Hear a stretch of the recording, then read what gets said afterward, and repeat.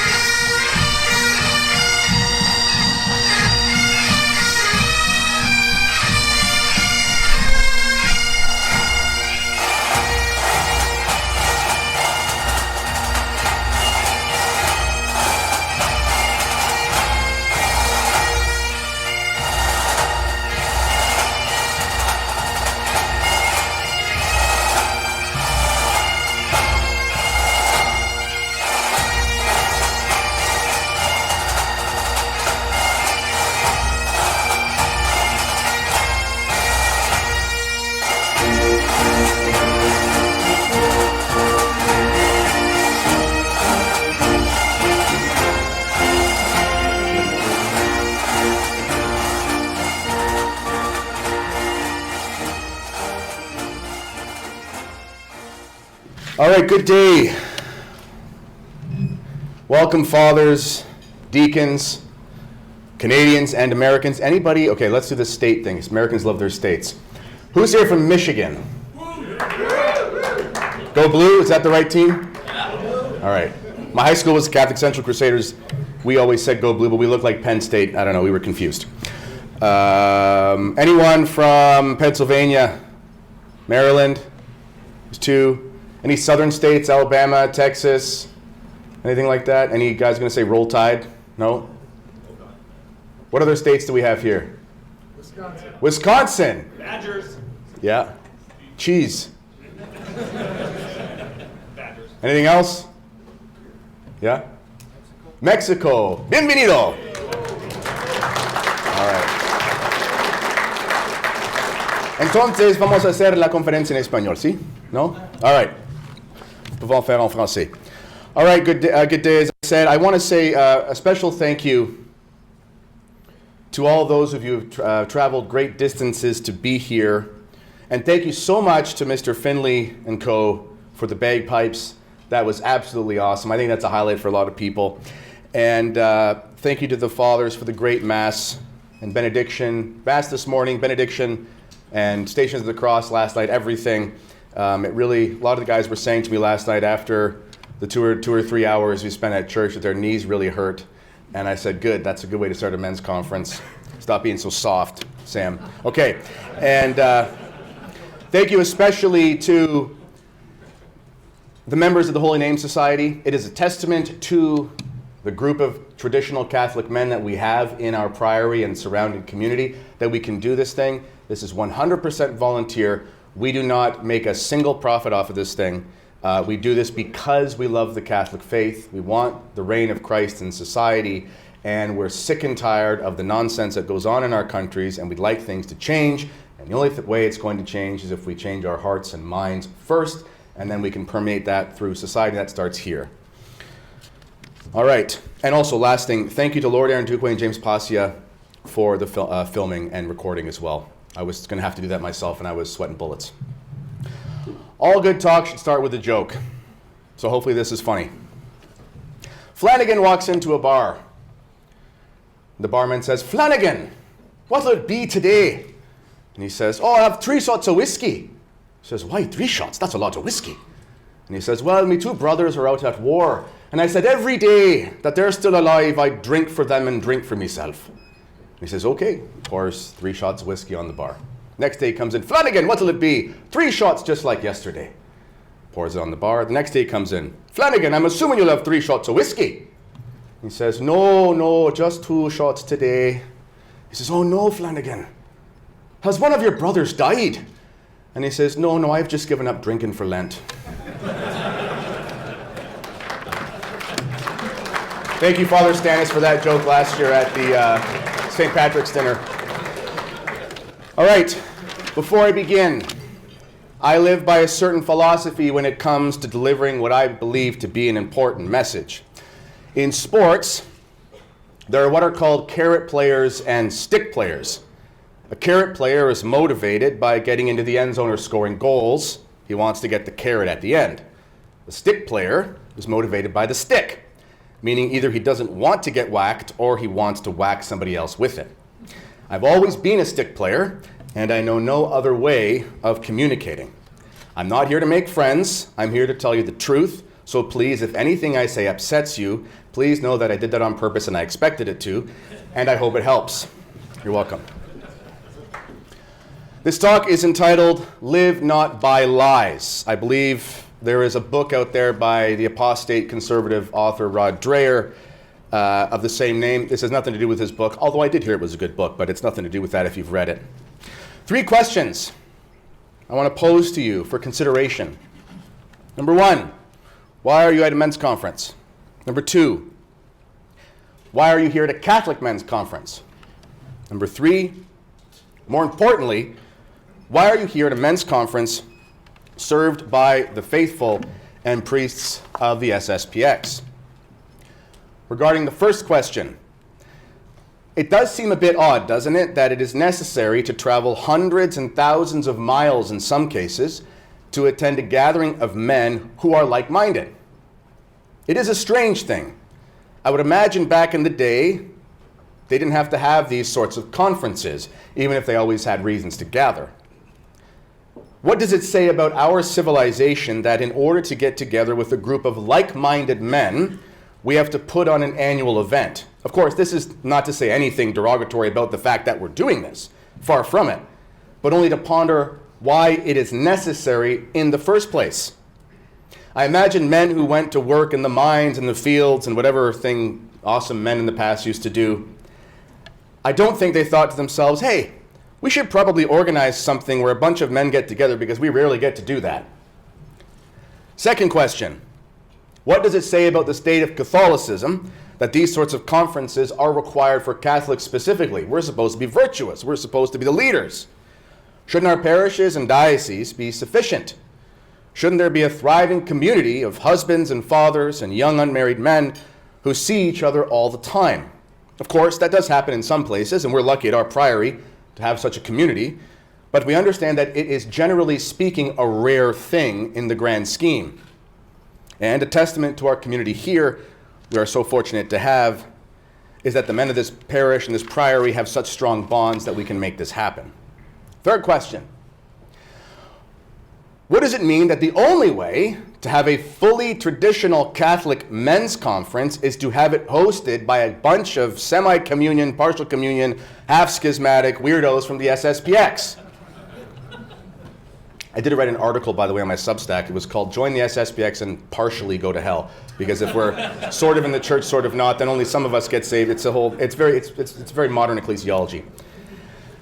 I've looked around. There are no traditional Catholic men's conferences besides this one in North America. It doesn't exist. Maybe even in the whole world. I don't know. There's not a single one. Sure, there are men's conferences, but they're often a bit lame, even if some are a little bit better than others. I know that, the one in this diocese just hosted a bishop who extolled the grandeur of the Alpha program. You know, that evangelization program made by Anglicans. But don't worry, it was the Catholic Alpha program. I love it when we use heretical systems and call them Catholic. It makes everything better. I'll tell you a quick story. I was asked to be a keynote speaker for a conference in this very diocese in 2020. But I was summarily let go after they found out I was a schismatic. The host asked what I wanted to call my presentation, and I said, Terror of Demons. Kid you not, this man replied, I said, oh, that's too intense. We don't want to scare people off. So in the London diocese, a name of St. Joseph is too scary. Well, I instead published a book by the same name, and it became a bestseller, so joke's on them. The point is, the church and society are in such a sorry state that not only must we intentionally put on conferences just to be around other like-minded men, and not only must the Catholic Church do this as well, but only the Society of St. Pius X is willing to foster such an event when virtually no one else will. All of this is because there is a war on Catholic tradition that has been raging mercilessly since the Second Vatican Council and has greatly intensified as of late. If anything, We have Archbishop Lefebvre to thank for preserving Catholic tradition for each and every one of us, because without his courage, we would not be here. Now, let's ask ourselves a deeper question. How did things get to this point? It's one thing to say we have a problem, but why do we have a problem? Doctor says you're sick. It's like, yeah, but doc, why am I sick? How did we get to the point where the church and society writ large are so disordered that we find ourselves in a veritable nuclear winter rather than the promised new springtime? There are many answers to this question, but I would like to focus on one single area. We are here because men have stopped telling and saying the truth. In the church, to appease the world, the hierarchs in recent decades have stopped teaching and preferred dialogue. This is insane. The church does not listen to the world. The church tells the world. The world has nothing to teach the church because its father is the devil. In our institutions, in order to climb higher on the corporate ladder, we keep our mouths shut and put up with the insane feminist and so-called diversity nonsense so we don't get in trouble. Be on time for that land acknowledgement. Make sure you wear your stupid orange shirt for fake residential school abuse day. Remember, it's okay to burn down churches as long as Justin Trudeau says it's fine. All because Catholic priests had the audacity to come here and save the souls. They love the natives more than anyone in this country. And we have the Canadian martyrs to thank for that.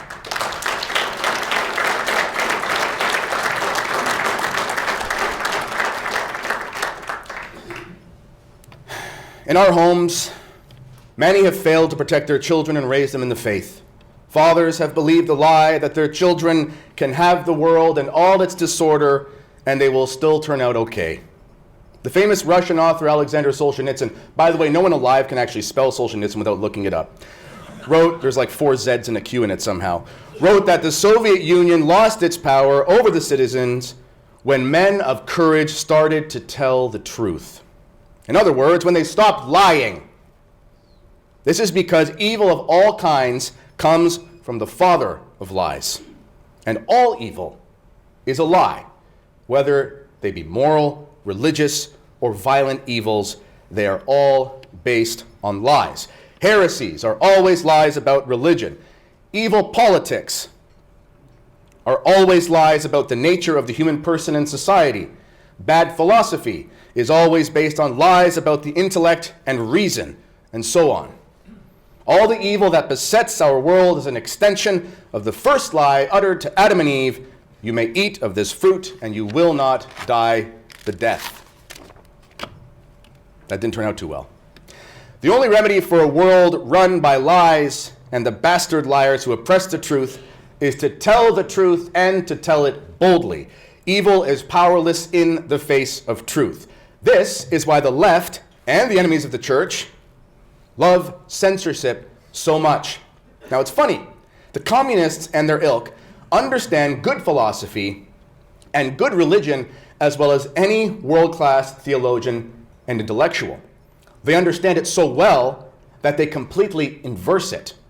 Their father is the devil, and they're very smart.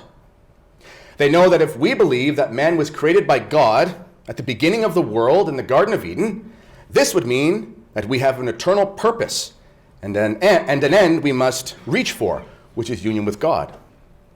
They understand the power of the sacred history of Genesis so well that they cannot allow it to be believed.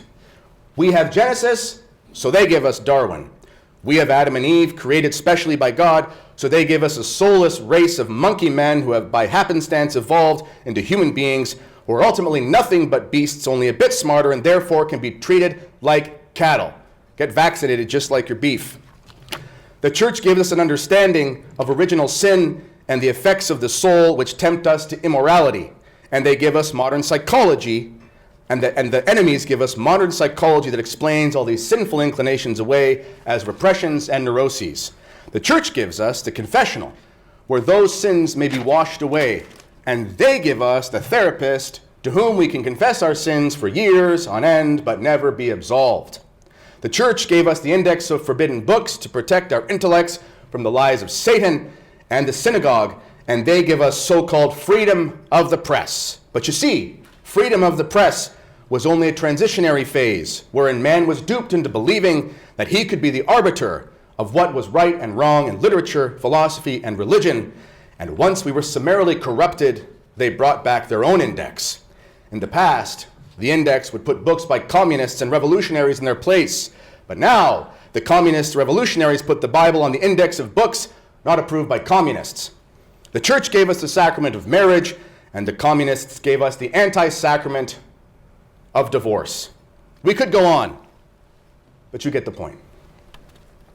Conservatives are utter fools if they think they can combat leftists by appealing to amorphous freedom as a way of combating these satanic inversions. No. We must ironically look at the enemies of the church and understand that they are only doing what the church and Christendom always did, but in an upside-down way where good is evil and evil is good. But again, how did the enemies of God gain all their power? As I said, we lied.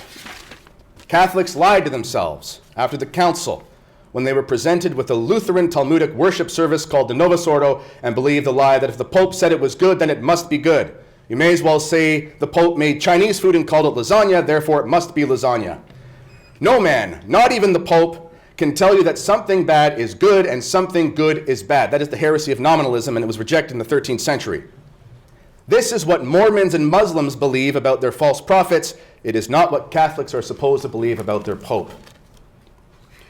Men have lied to themselves and continue to lie to themselves when they think, well, this will be the last X-rated video I'll watch. Then I'll stop. No, it won't. Men have lied to themselves and continue to lie to themselves when they think, I know that my job is filled with iniquity, but if I just put in a few more years, I'll get a nice cushy retirement. Men have lied to themselves and continue to lie to themselves when they think, my child is a good kid. He can have a smartphone and use it unattended in his room. I'm sure he'll make the right decisions.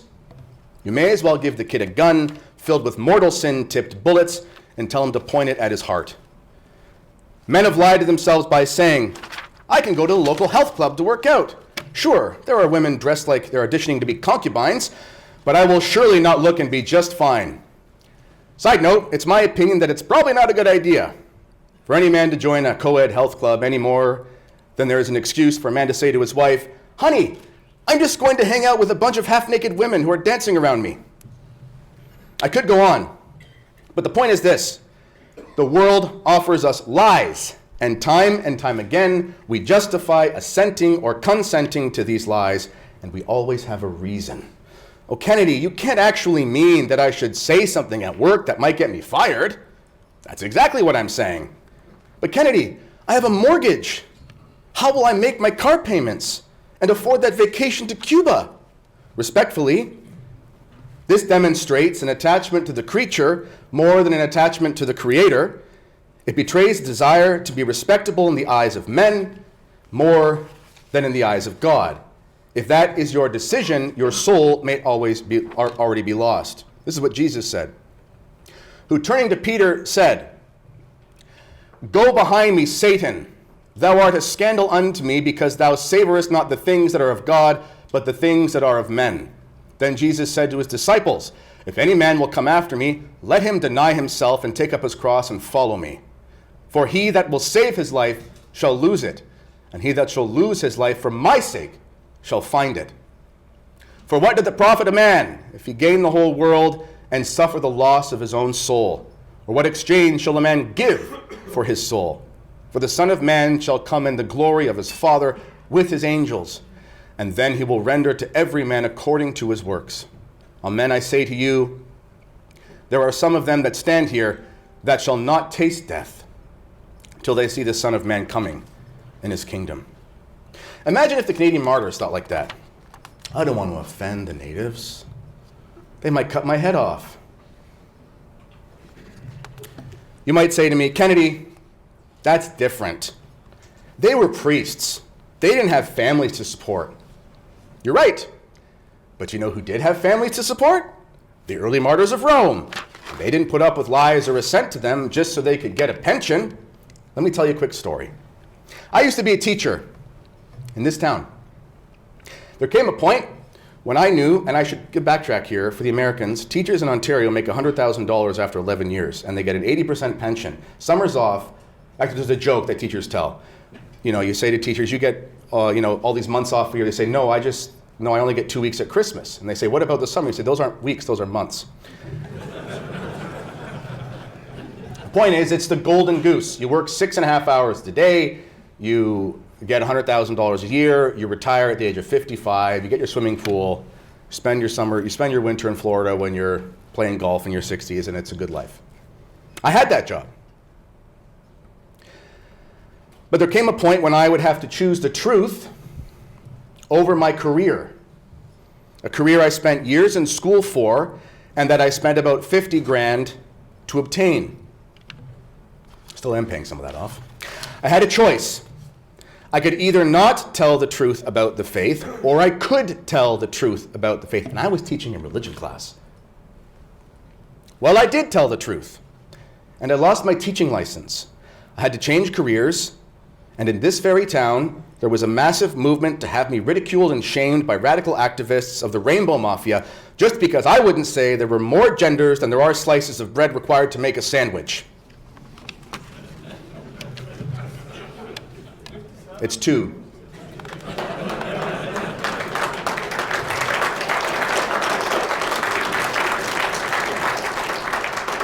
I had no backup plan.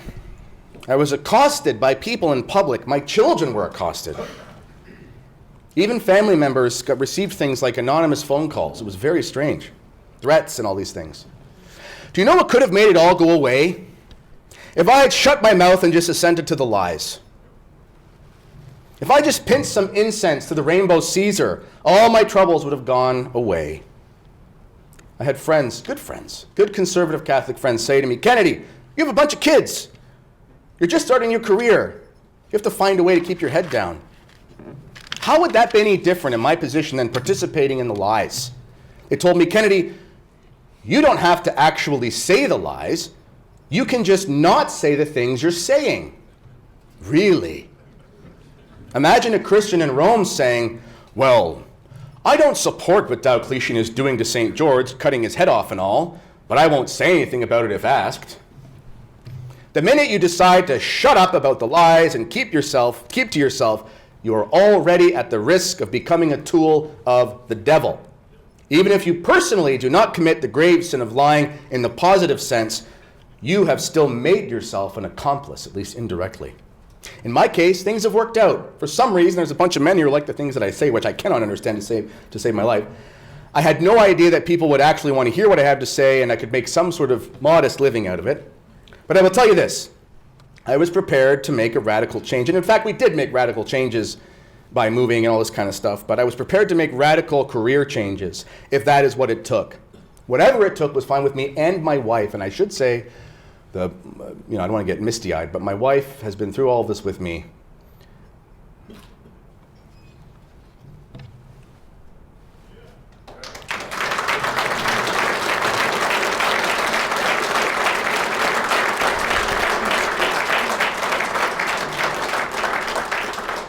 An ideal woman who can find one. Well, I did. We were prepared to move, for me to go sling rocks, open a pizza shop, whatever it took. There is no amount of money or adulation worth the swallowing of the truth. You may as well say you should put a bit of strychnine in your dinner so long as you can have the roast beef. Now, I'm not saying you have to go looking for trouble. That's what I do. But when trouble finds you, which it will, you can't do some sort of Jesuitical sleight of hand to get out of it. Sure, if you can escape, then take a route out. But just remember that your escape will also be temporary. Christ knew that he could evade the Pharisees for a bit by escaping through the crowds. But he also knew full well that there would be a time when he would stand before the Sanhedrin and there would be no escape. He is the truth, and he demonstrated that by living in the truth. The world is not going to become sane overnight. And until it is sane, things are not going to get better anytime soon. Sure, there is pushback, and God be praised, in some places it's happening, against a lot of the woke and heretical nonsense. But look at what the enemies are doing. They're not slowing down, they're ramping up. Satan always resorts to impotent, childish rage. It doesn't create anything, but while he's doing it, it's very destructive. What are you going to do at your job when the blue-haired guy who calls himself Jenny tells you to sign on the dotted line, or you'll have to go through some sort of sensitivity training? Sorry, Jenny. What are you going to do when you find out that the school is teaching your son how to be your daughter? Unless men of courage stand up and risk their livelihoods, we are not going to make it through this. Every man here has to make the conscious decision to stop putting up with lies. And it is not enough to simply not utter the lie, as I have alluded to. You must speak the truth when called upon. When you speak the truth, the darkness is helpless. Listen, imagine if men of faith simply told the truth and didn't put up with all this garbage. Do you really think all your coworkers hold deep, woke, and communist beliefs? No. In fact, a lot of people think that all this stuff is really annoying and stupid. And there really aren't that many committed ideologues. It's probably 15 to 10, maybe 20%, maybe. In San Francisco, it's like 80%. Toronto is probably like 70%. But in normal places, with regular people, it's not that bad. If you speak up at your next meeting or in mixed company, you might tick some people off that are nut jobs, but you would be surprised at how refreshing other people might find it if you just say something like, I don't think Islam is a good religion. Or, I don't think that it's fair that just because the Jews talk about their suffering all the time, I'm supposed to be all hunky-dory with Israel bombing the tart of innocent women and children. Or maybe you say, men who dress like female strippers and dance around children while reading stories at libraries should be thrown in a rubber room. And anyone who thinks a drag queen story hour is a good idea should wear an ankle bracelet that alerts the public when they are within 300 meters of a playground or an elementary school. I'm being nice. Or how about, no, my kids will not be watching that show when they come to your house because it's evil, and you should be ashamed that you let your kids watch that. Alas, we have been beaten down into submission to the point where no one wants to say anything because they're worried about the consequences. Speaking of consequences, have we forgotten what a blessing it is to be reviled and persecuted for the sake of Christ? Blessed are they that suffer persecution for justice's sake, for theirs is the kingdom of heaven. Blessed are ye when they shall revile you and persecute you and speak all that is evil against you untruly. That's the key, untruly. For my sake, be glad and rejoice, for your reward is very great in heaven. For so they persecuted the prophets that were before you. If we are scared to speak up, then what are the odds we will hear God say to us at our judgment, well done, good and faithful servant?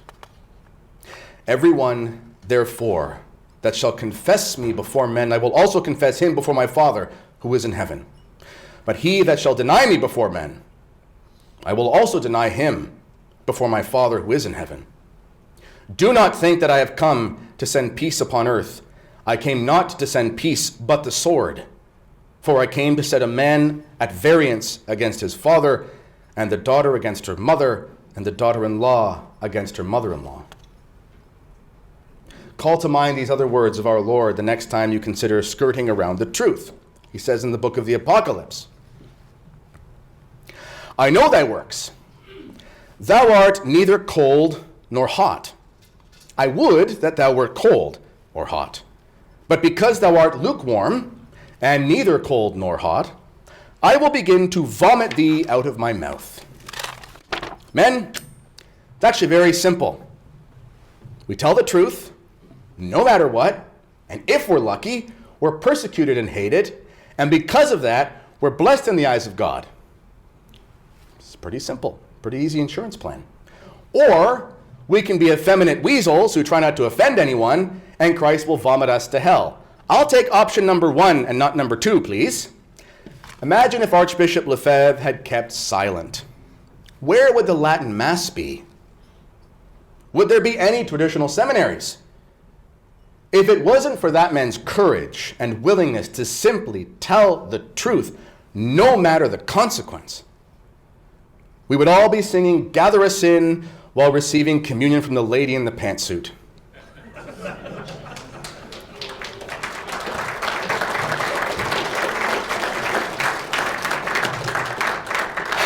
Some of our priests never went to the Novus Ordo. "Gather Us In" is a famous hymn in the Novus Ordo, and it's terrible. These trads, they don't get these jokes, you know? No, I'm just kidding. All right. I'm going to end with something. No staff is in here, right? I'm going to end with something called a litany of truth. Well, it's a litany of truth. I'm going to say a bunch of things that are super controversial, because I haven't already done that. And I'm going to show you how fun it is to tell the truth. Here goes. Now remember, I would say these things outside of this room, which is why I'm no longer a teacher. So, number 1, feminism is transgenderism. Number 2, Judaism is definitionally the religion of the Antichrist. The Novus Ordo was created by a Freemason who looked to the Talmud for inspiration. Muhammad is in hell with Martin Luther and Maimonides. Israel is a genocidal state, and Hamas is following Islam to the letter. There is no salvation outside the Catholic Church. Justin Trudeau is Fidel Castro's son.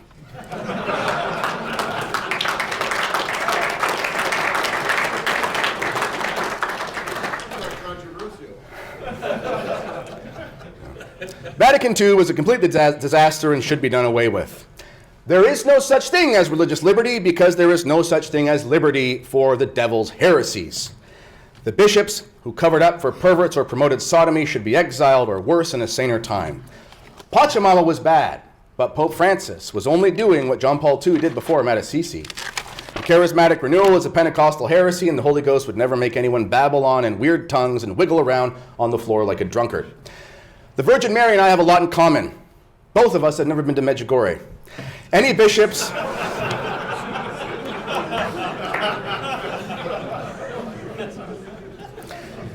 Any bishops who work against tradition are doing the work of the devil and must be resisted. And finally, Archbishop Lefebvre was never validly excommunicated. He was the Saint Athanasius of our time. The bishops and popes who castigated him will be remembered like the bishops and popes who were against the great saint of Alexandria. They preferred heresy over truth. And just like Saint Athanasius, Lefebvre could say to us, they have the buildings, but we have the faith. And one day, he will be declared a saint and doctor of the priesthood. Thank you.